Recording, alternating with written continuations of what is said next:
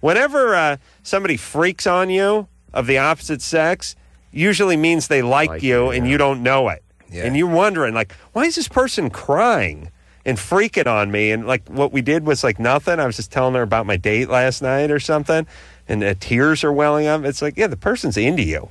And typically doing something like letting her hitchhike home and showing disrespect will make her like him even more, which is... Yeah. It does turns women on when you tell them to hit the road. You ever kick a bitch out of the car, Bruce? No? I don't use the word bitch. Yeah, but you've tossed a few. I threw my friend Michelle Carson out of the car on Mulholland once at like 2 a.m. Was the car moving? No, I told my buddy Rudy to pull over. We are gentlemen. What was I thinking? Yeah, I told her to throw her out. She couldn't stop. It was one of these things where we're driving up on Mulholland, and this guy Rudy's a horrible driver, and I was drunk, and he may have been a little buzzed himself, but he wasn't driving that poorly. Oh, this is about 100 years ago.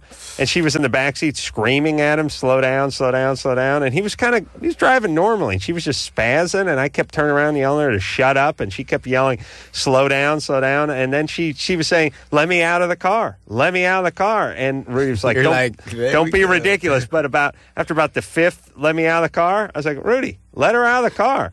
So, pulled over on Mulholland about 2 a.m. up by like Coldwater and let her out of the car and drove away. Oh, I'm shocked. Yeah. And then what happened? She was raped and murdered. But I sleep like a baby. She wanted out. She got out. No, she was pissed as hell the next day. But listen, I stand by my decision. You're screaming, let me out of the car.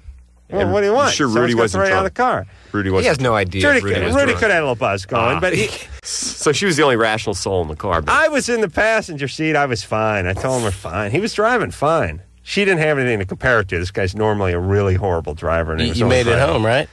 Yeah, look at me. I'm in I went on to have a successful syndicated radio show. Yeah. Okay.